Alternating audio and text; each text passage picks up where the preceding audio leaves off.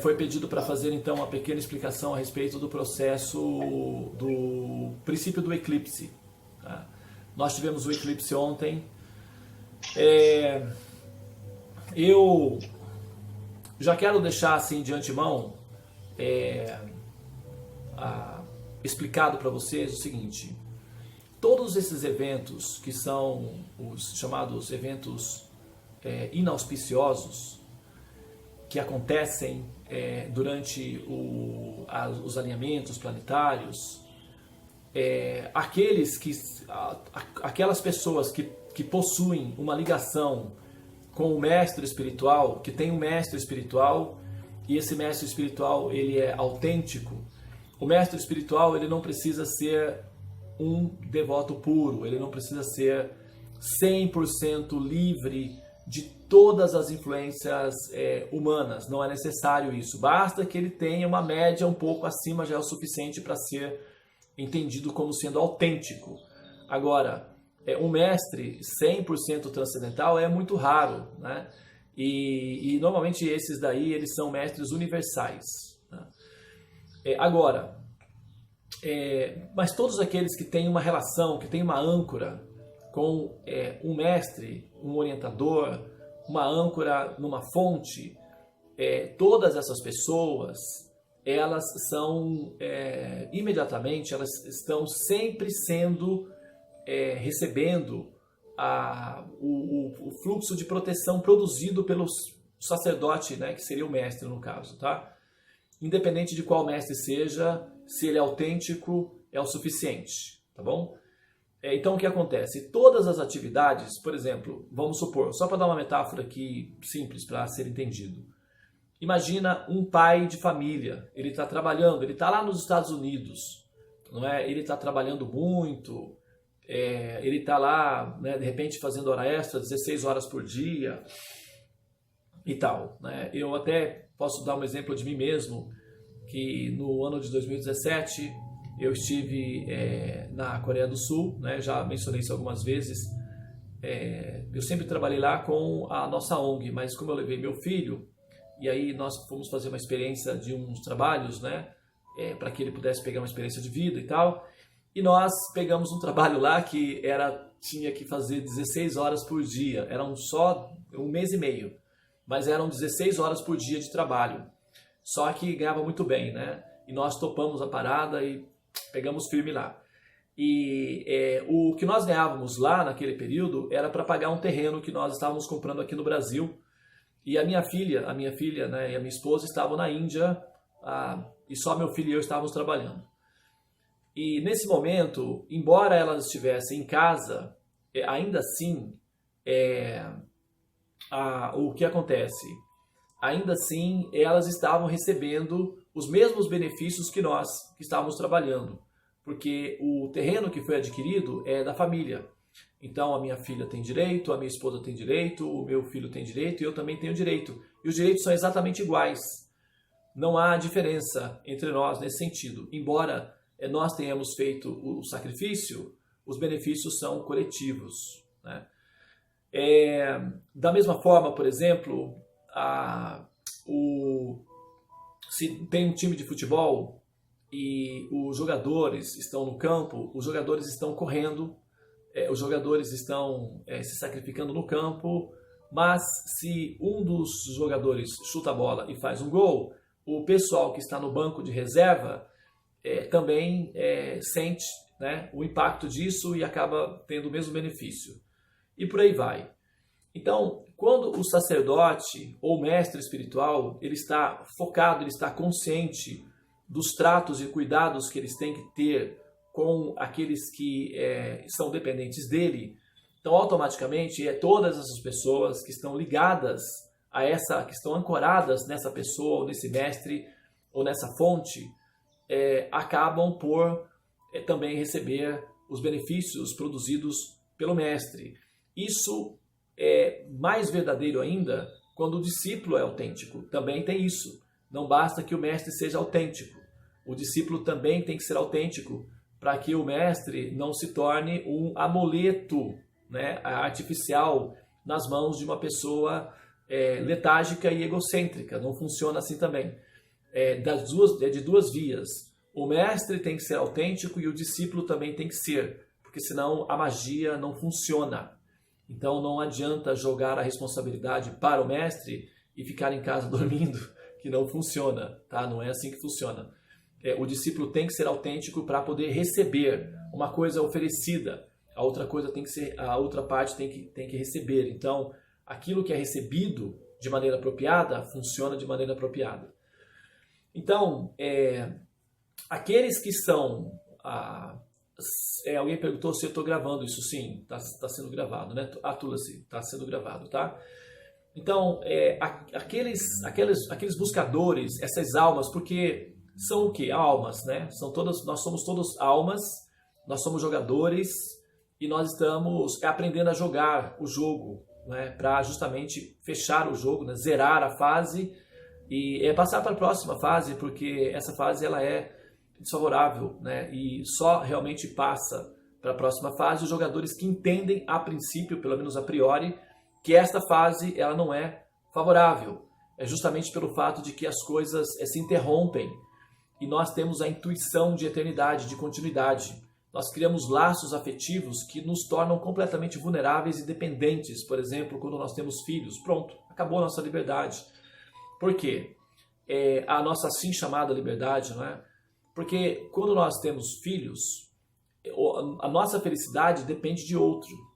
Quer ver? Uma mãe que tem um filho, ela só consegue ser feliz se o filho estiver bem e saudável e feliz. Se ele não estiver, a mãe então vai sofrer em dobro. Porque se o filho não está feliz, a mãe não tem sentido de ser feliz. Então ela deixa de ser feliz. Passa a sofrer junto com o filho. E um pouco mais, inclusive. Se ela tem 2 filhos, então a felicidade dela depende de 2 pessoas antes dela. Então ela está em terceiro plano. Se ela tiver 4 filhos, então ela precisa de que 4 pessoas sejam felizes para que somente então ela possa ser. Ela fica em quinto lugar. Então, o amor nos torna vulneráveis e dependentes, necessariamente. Tá? Por isso, como nós somos almas e nós somos dotadas de princípio de amor, então nós amamos necessariamente, a gente pode mudar o foco do amor, mas o amor se manifesta aqui ou ali de qualquer maneira. Tem pessoas que são misântropos, não amam seres humanos, não gostam de seres humanos, preferem os animais. Elas são chamadas misântropos, aqueles que rejeitam os seres humanos, mas elas dedicam-se ao amor aos animais. Então o amor está lá, entendeu? De qualquer forma o amor vai estar presente. Por isso, esse princípio que nos torna vulneráveis, que é o amor, e também é o princípio que nos torna fortalecido, porque é o que dá sentido à nossa vida, que dá o entusiasmo, que dá motivação para que nós possamos continuar vivendo, o que é um paradoxo, porque o amor nos torna completamente vulneráveis e dependentes e frágeis, ao mesmo tempo ele é o que nos dá força para superar todos os obstáculos que possam aparecer. Isso é um paradoxo. Mas é isso aí, não é? O amor é assim. Então, agora... Como nós somos dotados desse princípio de amor e nós queremos manter as relações, nós não queremos que essas relações de amor se desfaçam, nós sofremos um grande impacto de angústia existencial, porque nós observamos que essas relações, na verdade, elas não são permanentes dentro do ambiente relativo, que é o que nós chamamos de mundo material. Justamente pelo fato de esse ambiente ele ter a configuração de ser uma terapia transitória.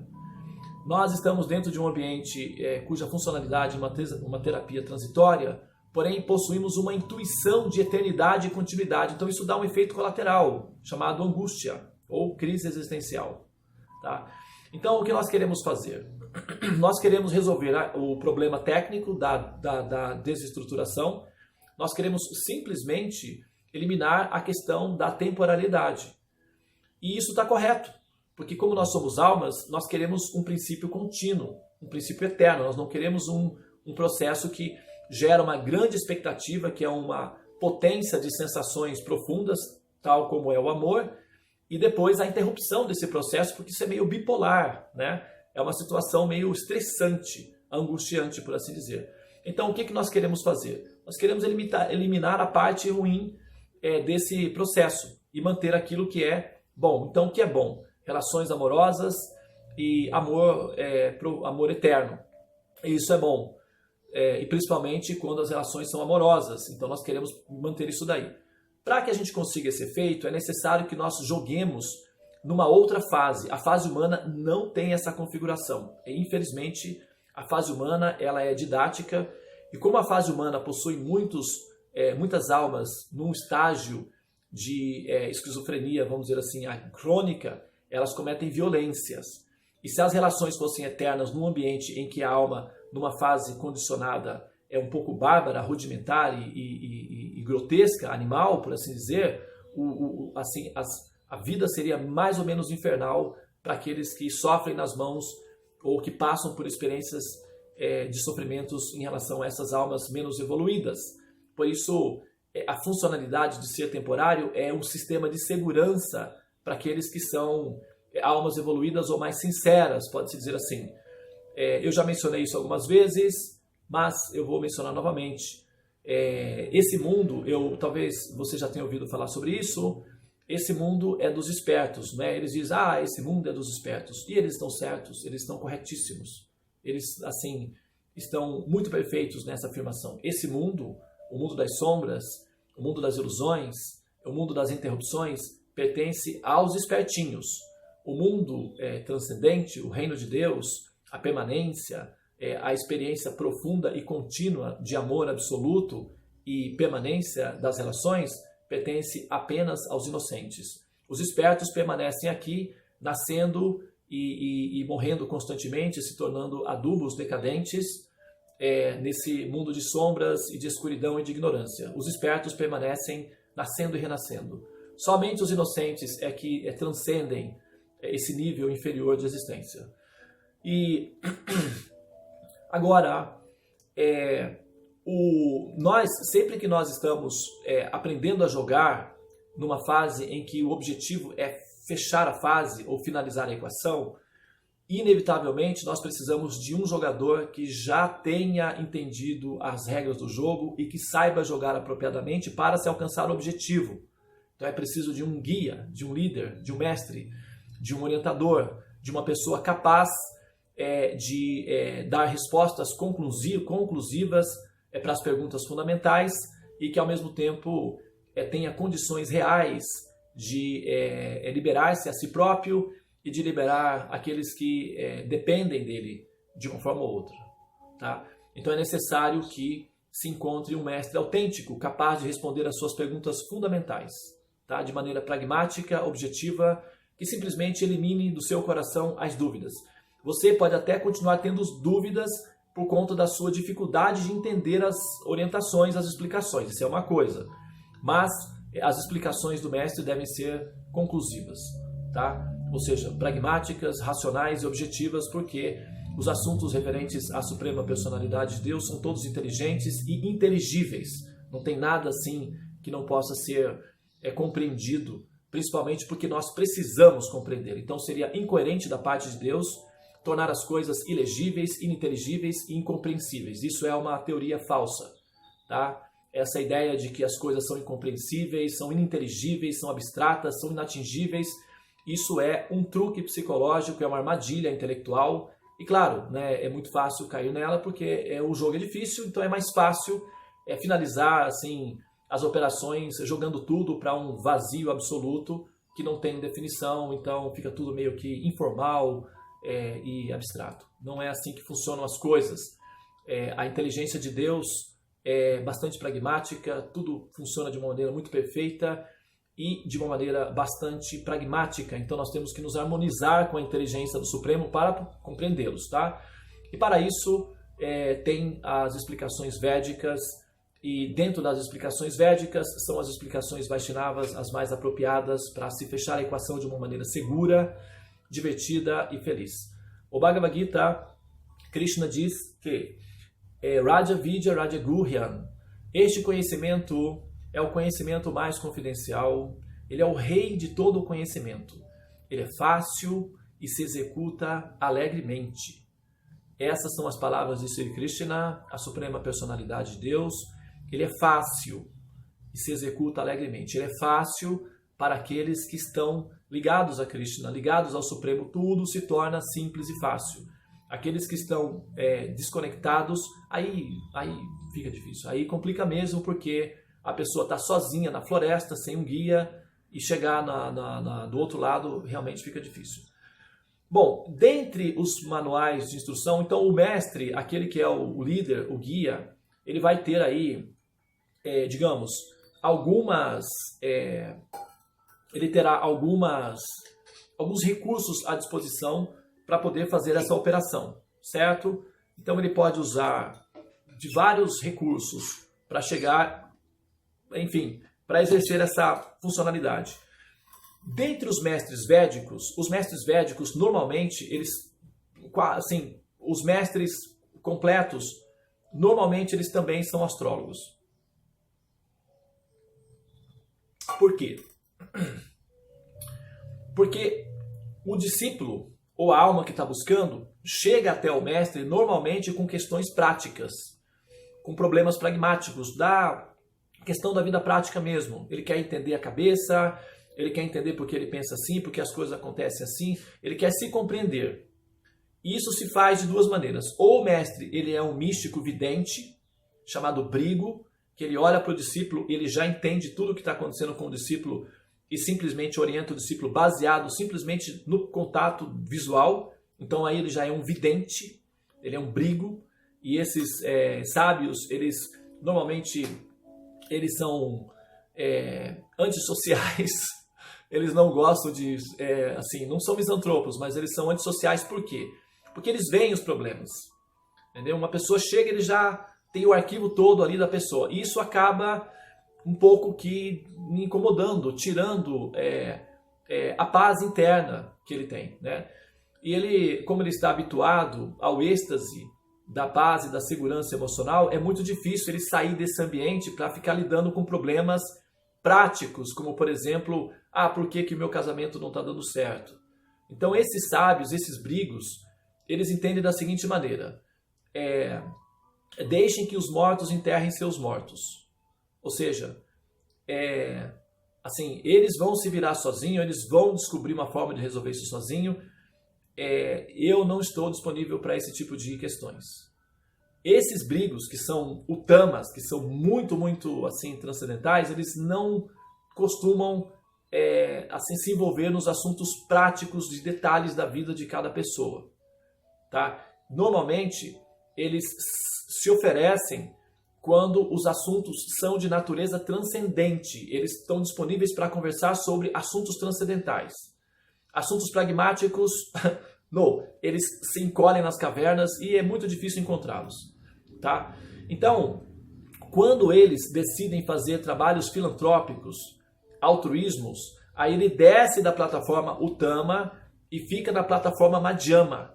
E na plataforma Madhyama, então ele se envolve com os problemas humanos e lida com os problemas práticos humanos, sabendo que aquilo é um sacrifício, um alto sacrifício que ele está fazendo. Por quê? Ele poderia estar tranquilamente satisfeito em si mesmo, porém ele está se oferecendo para lidar com os problemas dos demais, e esse objetivo, esse princípio tem justamente a função, não é, de causar, não é, esse efeito sobre os outros seres humanos. Tá? Agora,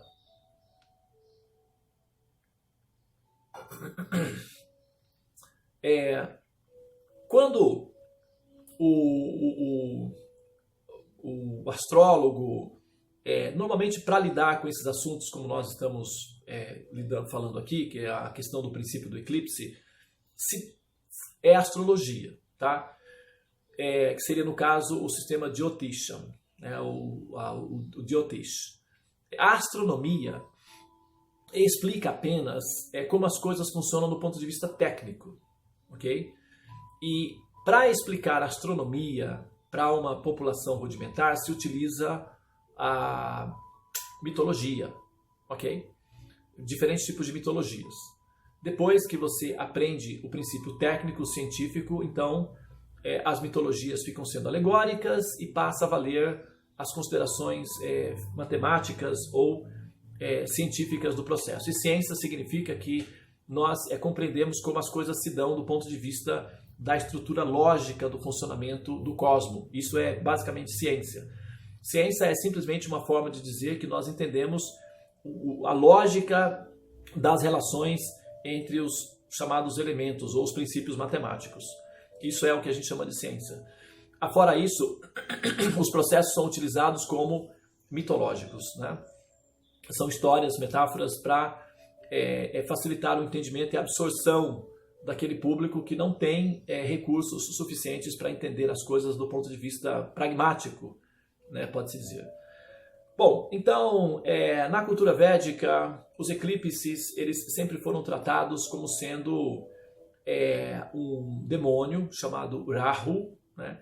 E nesse sentido, a palavra demônio não é exatamente a palavra dentro do contexto védico é Asura. Surya, por exemplo, Surya significa iluminar, luz, né? Calor, luminosidade. E Sura significa aqueles que estão ligados a Surya, ou à luz, o lado bom, o lado do bem, o lado dos devas, o lado divino, Surya ou Sura.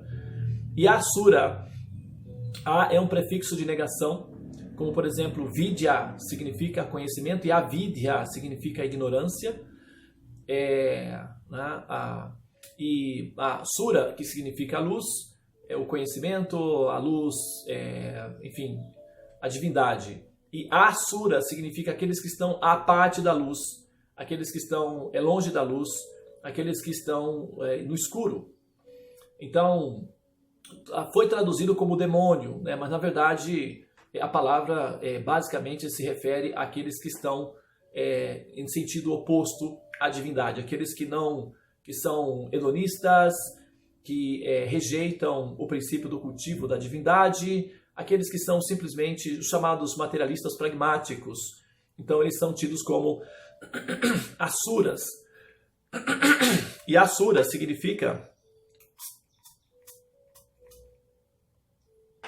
Asura significa aqueles que estão indo na direção de Deus pelo caminho inverso. Todos vão na direção do absoluto. Só que alguns caminhos são mais simples e outros são mais complicados. É como pegar no nariz, né? Essa é uma maneira de pegar, essa daqui é outra, né? Pega, do mesmo jeito. Não do mesmo jeito, mas pega. Então, só que uma forma é mais fácil, outra é mais complicada. Então, o caminho dos suras ou devas são um caminho mais simples. E dos asuras, eles têm que fazer uma longa curva. Eles vão até lá no fundo, até lá no escuro, e chegando lá, eles encontram então o frio da escuridão, e como eles são almas, sentem a angústia dessa escuridão e desse frio absoluto, e acabam retornando, porque como são eternas, eles não suportam estar ali para sempre. Eles ficam por um tempo, mas depois eles têm que sair de lá. E aí eles começam então a fazer o caminho de volta, o ciclo. Aqueles que já fizeram o mapa comigo, sabe, né? Que tem aquele ciclo do retorno das séries. E aí é nesse sentido, né? Aqueles que estão indo são os asuras. E aqueles que estão retornando são os suras. Então aqueles que estão indo são chamados pragmáticos, materialistas, e os que estão retornando são chamados espiritualistas, metafísicos. Os eclipses, eles sempre foram narrados como sendo um asura chamado Rahu, engolindo a lua ou engolindo o sol, né? E aí, claro, né, se você, por exemplo, pegar a literatura védica e falar, olha só, que bobagem, né, que tolice, veja como isso é primitivo, como é que eu posso me posicionar ou me orientar baseado numa escritura que apresenta o eclipse sob esse ponto de vista, já que nós temos informações científicas suficientes para demonstrar que não é nada disso que está acontecendo, então isso é tudo mitologia, portanto, automaticamente todo o processo é inválido, né? Aí fica muito reducionista e limitado. E nós já sabemos que as técnicas de produzir educação, principalmente de grupo, de longo prazo, por metáforas mesmo, por mitologias, nós fazemos isso com nossos filhos, né? Nós contamos a história do bicho-papão, do homem do saco, que fica na rua, assim, do bicho, né, que mora lá debaixo da cama, quando a criança faz isso e tal, a cegonha que traz o bebê. Então nós educamos nossos filhos com metáforas, com mitologias, né? Por um tempo, depois isso muda.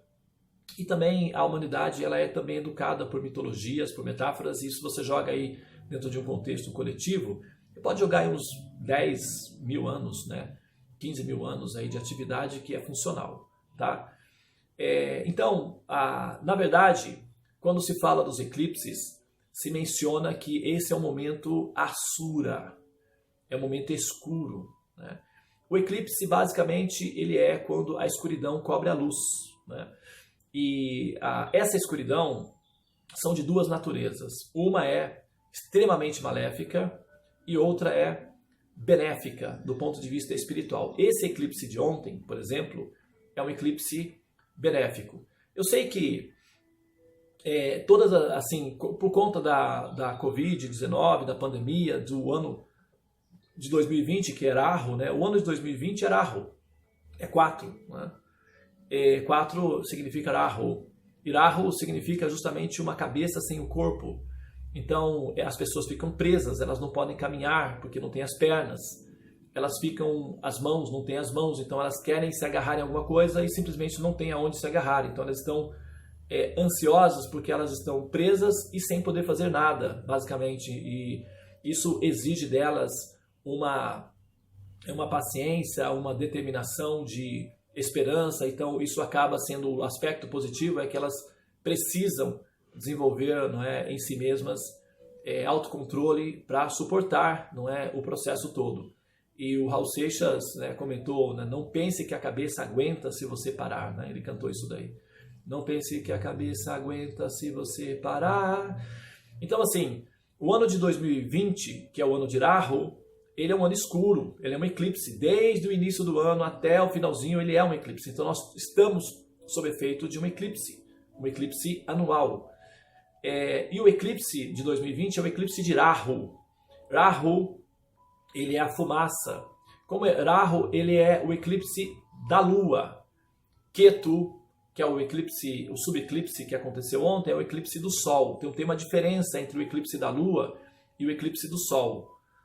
O eclipse da Lua, produzido pela fumaça, que é Rahu, ele produz ansiedades, medos, confusão mental, angústias, desesperos, suicídios, enfim, tudo o que nós vivenciamos no ano, doenças de difíceis previsões. Uma das atribuições de Rahu é produzir doenças de difíceis previsões. Né? O ano de 2020 foi caracterizado por uma doença de difícil previsão, que é uma pandemia causada por um vírus, que inviabiliza o sistema respiratório. Curiosamente, Rahu é o número 4. Casa 1 é a cabeça, 2 a boca, 3 a garganta, 4 aqui, o peito. Então, atinge justamente aí nessa área, né? Essas configurações no céu, elas são semelhantes a uma bússola.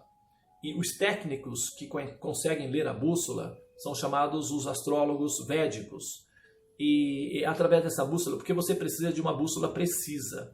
Se você tem uma bússola que aponta o norte magnético para 8 graus de diferença, então você não vai conseguir chegar no norte absoluto, você vai para uma outra direção.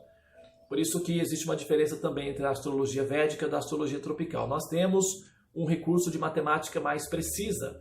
Essa matemática é uma matemática superior, produzida pelos devas, não é uma matemática construída ou descoberta gradualmente pelos seres humanos. Portanto, as falhas conceituais que produzem diferenças não estão presentes na matemática védica e, portanto, é um sistema de astrologia muito mais preciso. E nesse sentido, a interpretação que os astrólogos védicos ou os mestres védicos fazem dos eclipses é diametralmente oposta do romantismo gerado pelos pensadores tropicais. Não é? Aqui, por exemplo, as pessoas vão e batem palma para o eclipse e festejam o eclipse e se expõem ao eclipse de uma forma romântica, né? E assim, claro, né, desavisada. Mas os eclipses, assim como, por exemplo, quando Jesus estava nascendo, havia uma configuração que justificava eventos transcendentes, eventos auspiciosos no planeta. E por conta dessa configuração foi feito então um método para se alcançar o ponto exato onde esse evento estava se dando, né? E aconteceu que foi descoberto o menino Jesus. Os astrólogos védicos são os chamados reis magos. Inclusive eu estou produzindo um livro, está em stand-by ainda, mas ele vai sair, que reconta a história do José, o pai de Jesus, para demonstrar que os reis magos, na verdade, eram astrólogos védicos, né? Existem até algumas provas históricas, documentais disso daí, mas basicamente eu vou utilizar os conceitos, né, assim, que vão deixar mais ou menos vestígios de evidências de que eles eram astrólogos védicos.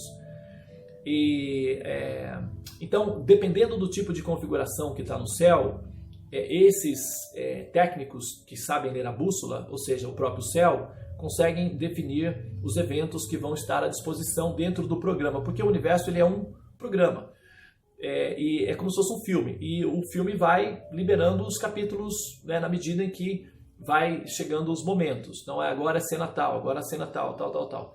Então, baseado na observação deixado pelo script, que é o manual que permite ler o script do universo, não exatamente do universo como um todo, mas pelo menos daquela situação local, né? Nós estamos na Terra, então o script disponível para nós é em relação à Terra. Em relação a outros planetas, aí tem um outro script. O universo é muito grande, então, né, não dá para aprender todas as informações. Mas pelo menos aqui em relação a nós, o roteiro é disponibilizado sob a forma de criptogramas. É como ler em Braille, né? E os planetas, eles são aqueles pontinhos do Braille que nós acessamos e conseguimos ler, né, os eventos que vão estar disponíveis. O eclipse, portanto, ele tem a configuração de ser um momento inauspicioso, que é quando a escuridão cobre a luz. Então existe aí, assim como tem portais em momentos históricos em que entram no espaço, na atmosfera, uma natureza divina, também existem momentos onde os ambientes são dominados por uma configuração que motivam almas para o aspecto mais escuro, certo? Da experiência da existência. Os lobos também são filhos de Deus e eles precisam comer, tá? Todos precisam comer. O Senhor Supremo, ele é bondoso para com todos, inclusive para com os lobos, né? Que precisam comer. Então, e os seres da escuridão também são filhos de Deus, precisam comer. Eles não são autorizados a comer a todo momento, porque eles só podem se alimentar daqueles alimentos que estão disponíveis para eles. E, portanto, eles são mantidos em uma certa dimensão, que é um certo limite, uma certa barreira, que protegem as pessoas, de modo geral, da interferência desses seres continuamente. Então, os eclipses são lapsos do tempo em que esses seres são autorizados a sair para comer. Então, e normalmente eles se alimentam dos campos mórficos produzidos pelos seres humanos, é o alimento deles. Então, os seres humanos são o pasto onde eles se alimentam. As bestas, né, são bestas existenciais em condições decadentes, mas são famintas, precisam comer. E é liberado para eles sair para comer durante o lapso do eclipse. Então, como o tempo é relativo, essas bestas vivem em ambientes cujo tempo é relativo, esses portais, não é, são abertos, os portões são abertos, e normalmente é no eclipse. Aqueles que conseguem sair pelo portão têm direito a comer, e o pasto são os seres humanos. O ser humano, cada ser humano, ele tem uma configuração matemática, que basicamente a consciência produz matemática, é assim como Deus, né? Nós somos expansões de Deus, então nosso comportamento é semelhante ao de Deus. Então, a partir da mente de Deus se cria, né, os universos, primeiro com o ideal, depois a matemática, etc., o que a gente já conhece tecnicamente como o mundo material. Nós também, enquanto parte de Deus, também nós geramos matemática, tá? os nossos pensamentos produzem matemática. São todos configurados no universo por matemática. Como o universo ele entende tudo matematicamente, a nossa consciência, aquilo que nós geramos, se transforma em matemática. Então, o campo chamado aura, na verdade, é uma configuração matemática. E essa configuração matemática, ela, dependendo do tipo de consciência daquele ser, ela cria fungos. E esses fungos é justamente o alimento que essas bestas comem. Então, elas têm direito de comer isso. É produzido pelo ser humano e fica disponível. É alimento para elas. Então elas vêm, se aproximam, colam no campo mórfico desses seres humanos e comem. E é o tempo de eles comerem e se reproduzirem, inclusive. Então são colônias de bestas que se alimentam ali. No momento em que o eclipse está se fechando, elas são novamente sugadas de volta. Ok? Elas são sugadas, elas não saem livres, elas saem com uma espécie de rastreador com elas, tá? E quando o eclipse está se fechando, elas são puxadas de volta para os ambientes onde elas ficam presas novamente, tá? Só que o tempo que elas permanecem comendo é o suficiente para adoecer o campo mórfico da pessoa, tá? Então, ela deixa ovos, né? Esses seres deixam resíduos, fungos, resíduos deles próprios que adoecem os seres. Então isso produz filhos com problemas psicológicos, pessoas que têm relacionamentos sexuais, nesses momentos podem ter filhos com problemas psicológicos, podem ter doenças estranhas, né? Eles podem também ficar adoecidos depois de um tempo. Enfim, eventos inauspiciosos acontecem porque o campo dessas pessoas fica configurado como sendo um campo escuro, já que eles foram parasitados por essas bestas durante esse período. E aí o campo fica contaminado. Para se livrar dessa contaminação, é como se livrar de um coronavírus. É difícil, é trabalhoso. Você precisa de uma vacina muito específica e normalmente as pessoas nem sabem que estão contaminadas, né? E elas vão vivendo assim, transferindo, né, essas situações de um para o outro. E o resultado final é que se gera uma comunidade grande de pessoas extremamente ansiosas e amedrontadas e predispostas, não é, a fazer o mal uns aos outros, né? Egoístas, por assim dizer. Então esse é o fenômeno gerado pelo eclipse conhecido como Rahu, né? Que é quando as portas estão abertas para que as bestas se alimentem. Então eles têm direito de comer, são os lobos, né? Eles saem, comem e depois retornam. Mas o tempo, como eu falei, é relativo, então é o tempo suficiente para eles formarem uma colônia mesmo. Então eles comem, se reproduzem e depois eles são levados de volta, mas aí fica ali os ferimentos, né, causados, como o morcego que, né, faz aquele furinho ali, suga e depois vai embora. Então aquele furinho do morcego no animal pode adoecer o animal porque pode infeccionar e tal, etc. Você tem bactérias, etc. É mais ou menos assim que acontece na relação desses parasitas que são autorizados a entrar para comer nos momentos do eclipse. Então, os sábios védicos sempre orientam que as pessoas, nesse dia, tenham algumas considerações, alguns procedimentos e protocolos de segurança, como, por exemplo, durante o momento do eclipse, não sair de casa, né? Permanecer em casa ou permanecer num chamado Dhamma, né? Num Dhamma sagrado, ok? Permanecer num ambiente divino, ou então vai para um rio sagrado, entra com o corpo até a cabeça e fica entoando mantras naquele momento, naquele muhurta, que é o muhurta do eclipse, ok? Bom, e aí são muitas considerações, muitos detalhes que são exigidos, são orientados para que as pessoas se protejam desse dia. Fiquem em casa, fechem as janelas, coloquem mandalas, né, que são yantras, nas portas, façam mandalas. É muito lindo, porque nas vilas, quando você tem eclipse nos dias, você passa assim nas vilinhas, em todas as portas tem yantras, mandalas, não é? Aqueles que assistiram o filme do Ramanujan, O Homem que Conhecia o Infinito, sabe, né, o que são as mandalas.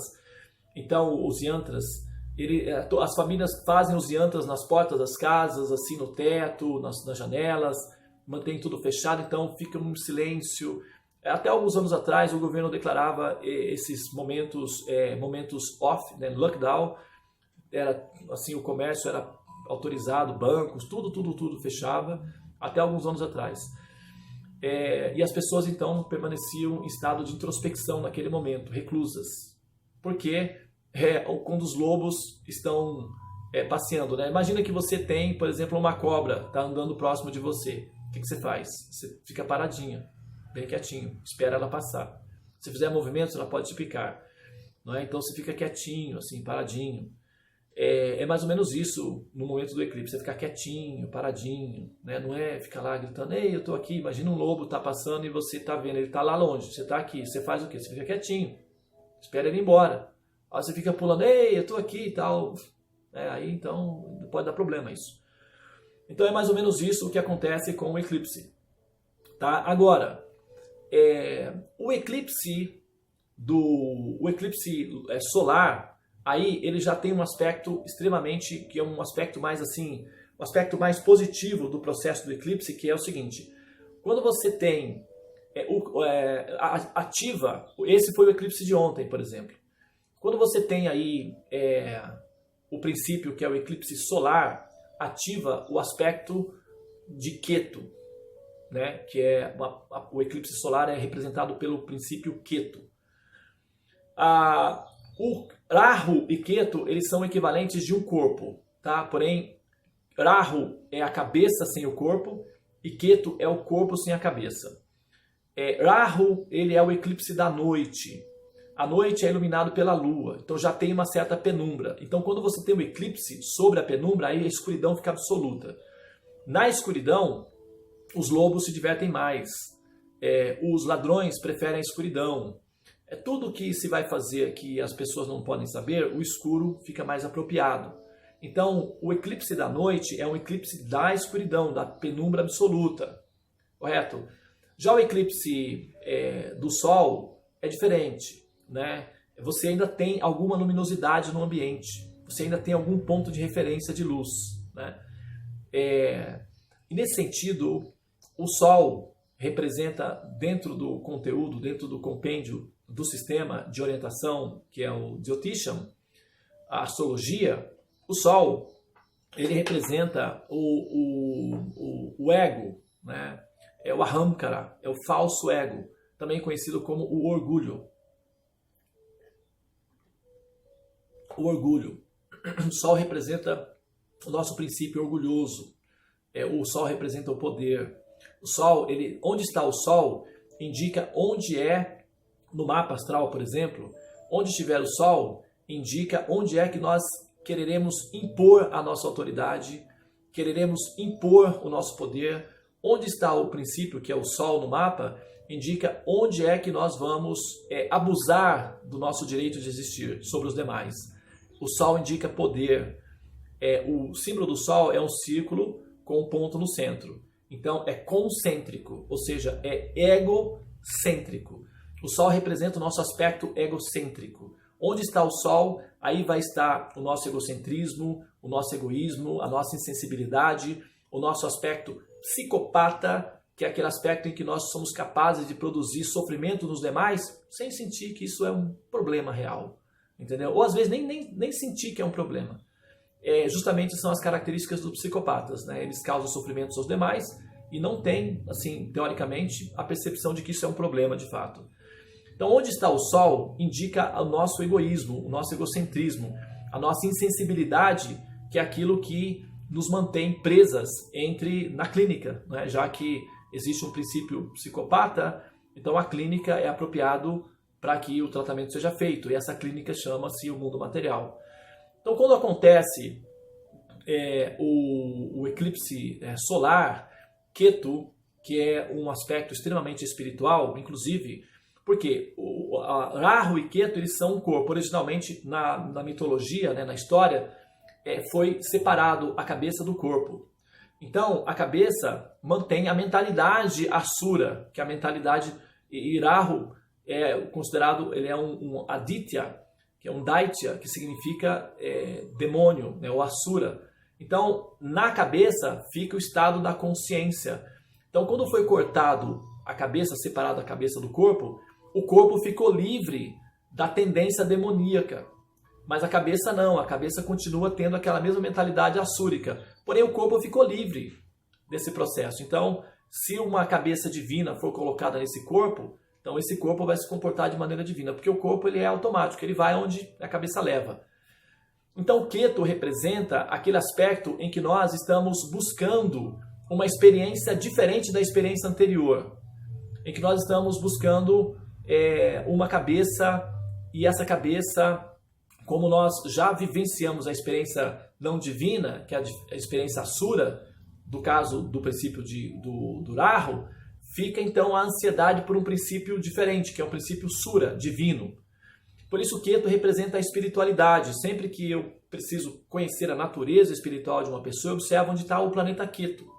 É o planeta Ketu que vai me dizer se essa pessoa realmente é espiritual ou se ela é uma pessoa que está numa fase mais assim da religião, que ela está buscando um amuleto religioso para ancorar, não é, para transferir os seus problemas e, enfim, assim, parasitar, né, a espiritualidade basicamente. Então é com o planeta Ketu que a gente vê se a pessoa é espiritual ou se ela está tentando se dar bem, né? O princípio dos espertos continuam, né? Ou seja, eu vou encontrar um padre, um pastor, uma religião, vou fazer uma reza ali, uma reza aqui, e eles vão cuidar dos meus problemas. Ou seja, aquela natureza do espertinho continua ainda, né?